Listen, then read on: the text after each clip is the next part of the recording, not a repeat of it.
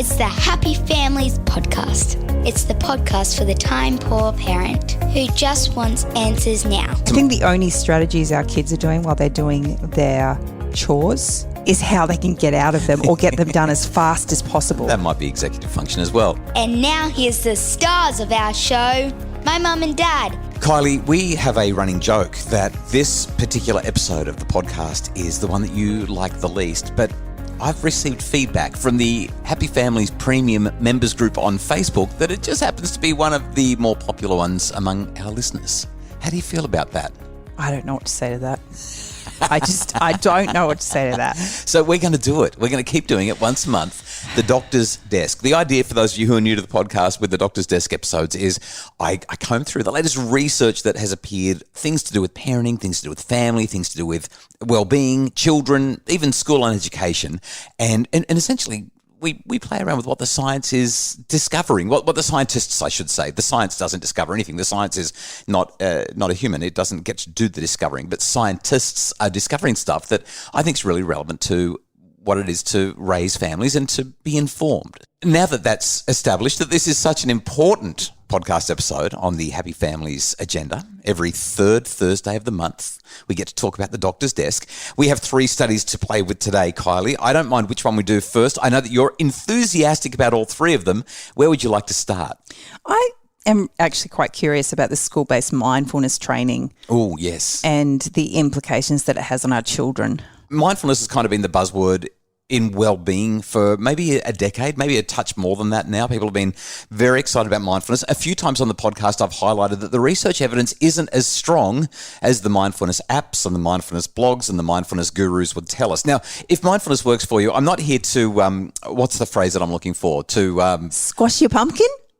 That's very Halloween of you. Squash your pumpkin. Where did you get that from? It's Halloween. Right. I've got pumpkins in my head. Oh, I was going to say rain on your parade, but that's too boring. There's another phrase that I'm looking for, but whatever it is, I don't want to ruin your life by saying mindfulness isn't everything that everyone says it is. So you're specifically talking to me right now because I've actually found that mindfulness practices has been a huge benefit to me. Great. And if it's a benefit to you, there is research that says that it is a benefit to some people. And so if it works for you, keep doing it. But if you're one of those people like me who tries to be mindful and about 3 seconds later says, this is just not working, it's okay. There's a whole lot of research evidence. Is that because there's a label we could attach to you? Anyway, let me tell you about this study. 20 researchers from all over the UK and specifically at Oxford University, the Oxford Department of Psychiatry. So we're talking about a prestigious group of scientists who are very, very thoughtful and considered scientists, including one of my favourite researchers, Sarah Jane Blakemore, a neuropsych. What this research looked at was school-based mindfulness training in early adolescence. And essentially, they've run this training with 8,376 11 to 13-year-olds. So it's not a small study. This is a large group of children. It really is. And the reason that this matters is because, well, number one, large studies work, but number two, the caliber of the scientists involved in this study. This is a carefully built study done the right way with the right researchers. They've done all the pre-approved work to make sure that the study's done, hypotheses, everything's done ahead of time, so there's full transparency. Because psychology is studying from what's called the replicability crisis. In other words, people have done these studies, everyone makes a big noise about it and says, oh my goodness, researchers have found this, and then no one else can reproduce the study, which is a bit of a challenge. It's not just psychology. Medicine has even had some of these replicability challenges as well. I should say that more slowly. Replicability challenges. And so anyway, what happens with science now, really well done science, is that good scientists will pre-register their studies. They'll tell everyone what they're studying, who they're studying it with, what their hypotheses are, what their methods are, and what their expected outcomes are.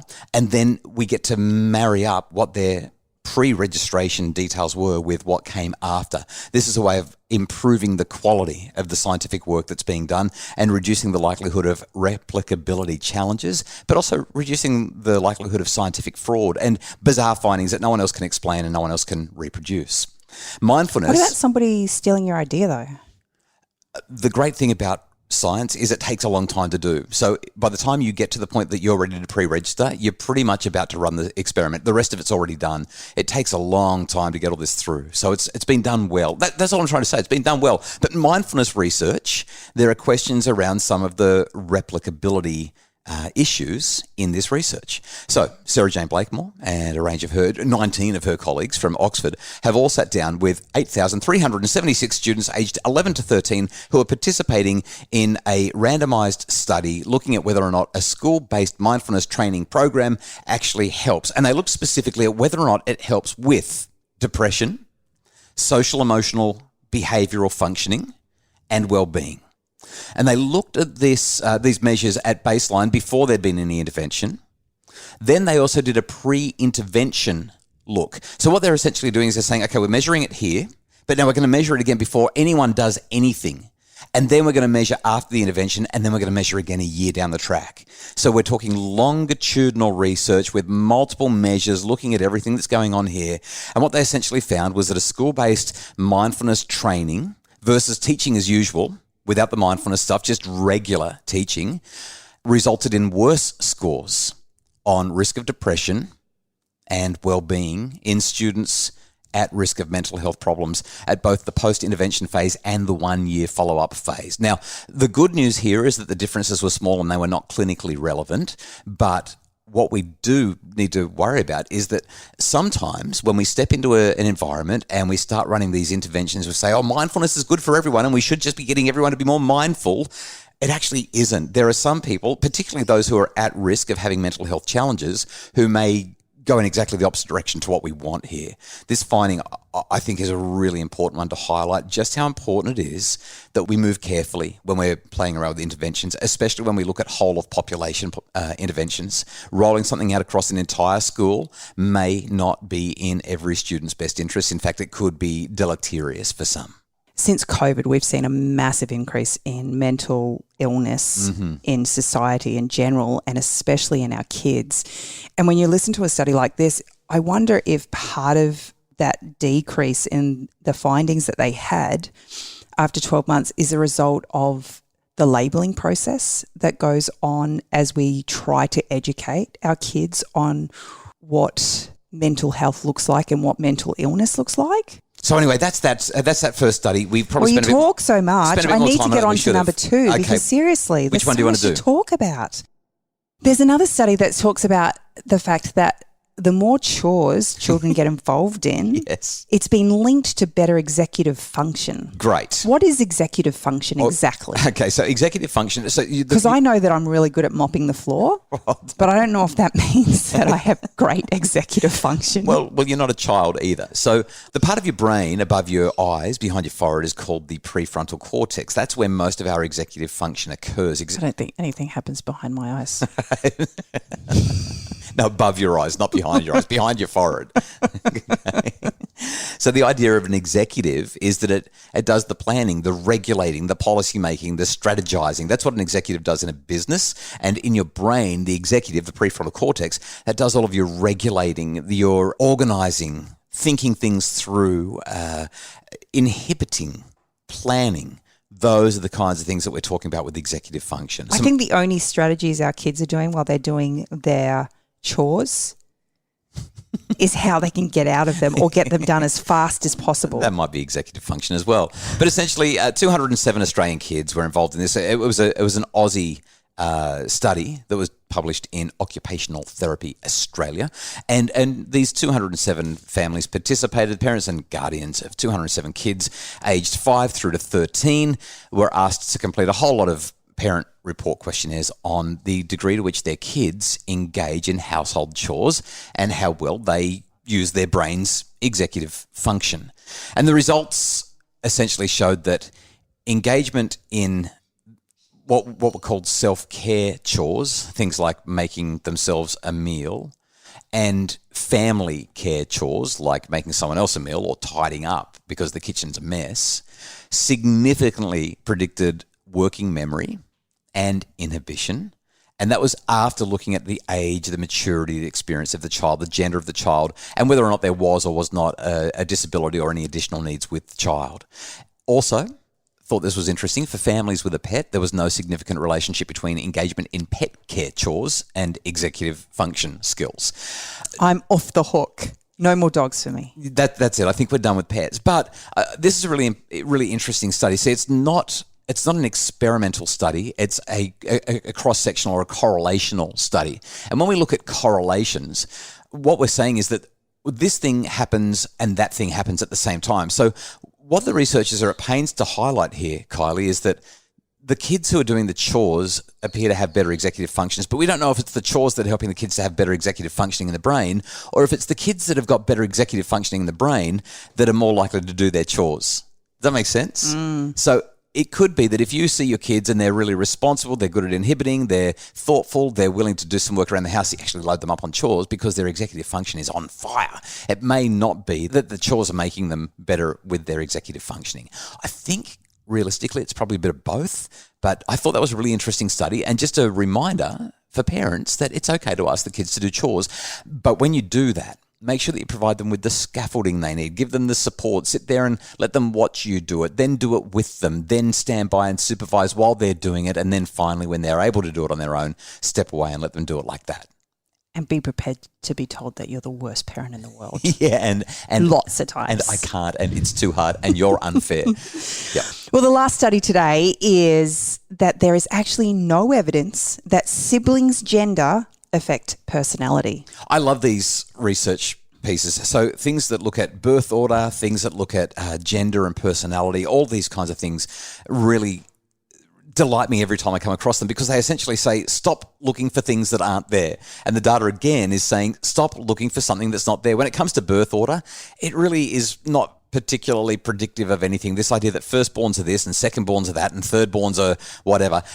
The research just doesn't support it. It's the same when we look at things like this one, and that is, like you said, does the gender of your sibling affect your personality?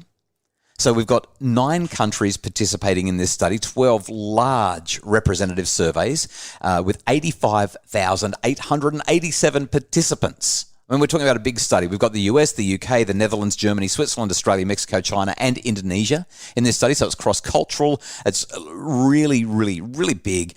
And essentially, the researchers had a look at the personality traits of the extent that kids can tolerate risk, their trust, their patience, where they think things that happen to them come from. Is it inside me, or is it stuff happening in the environment? And the big 5 personality factors, which are openness to new experience, conscientiousness, extroversion, agreeableness, and neuroticism. Okay. So I would have thought a much more interesting study would have been to see whether or not parents' personalities actually impact children's, as opposed to your siblings. It's really interesting. I haven't looked for a study like that. I'd be curious to see whether it exists. But certainly when it comes to birth order effects and now siblings' gender and the impact that has on personality, the researchers essentially found no meaningful causal effects of the gender of the next younger sibling and no associations with the gender of the next older sibling, given the high statistical power and consistent results in the overall sample, they say, and the relevant subsamples. Our results suggest that siblings' gender does not systematically affect personality. And just experience tells me that. Regardless of how many siblings you've got, what age they are, whether they're close to you in age or whether they've got the same gender or a different gender as you, your personality is your personality. We only have girls in our home, 6 of them to play with. And the reality is each of them, like literally each of them is their own person. Totally. They're not influenced by the person above them or below them in any way, shape or form. We've got a kid who actually couldn't care less what she wears and mix matches her clothes and mismatches her clothes and just is not concerned about that stuff at all. We've got another kid who absolutely is very concerned about how she looks and what she wears. We've got another kid who is just so eclectic in her, kind of her music taste. Like they're all so different. Yeah, they are. And I don't know why that surprises us, because we're so different to our siblings. I think if anything, the more time you spend with people, the more you become like them. Sure, I'd go with that, yep. You know, so we talk about you become the average of the 5 people you spend the most time with. And so when you think about families, if you are close-knit and you spend lots of time together, then you are going to take on some of the traits of those people. But that happens over time, and it's not a result of gender. We really hope that this Doctor's Desk episode has been delightful. Kylie, for someone who doesn't like this episode, you sure did get involved. You sure had a lot to say about it. I'm just putting it out there. I can't let you steal all the limelight. Well, tomorrow with I'll Do Better Tomorrow, we've lined something up that's really special, and it's all about you, Kylie. So I'm looking forward to that. The Happy Families podcast, though, is produced by Justin Rulon from Bridge Media. Craig Bruce is our executive producer. And for more info about making your family happier, especially the Hot Mess Summit, for any family that's a hot mess and wants to be less of a hot mess, please visit us on our Facebook page, Dr. Justin Coulson's Happy Families, or at happyfamilies.com.au.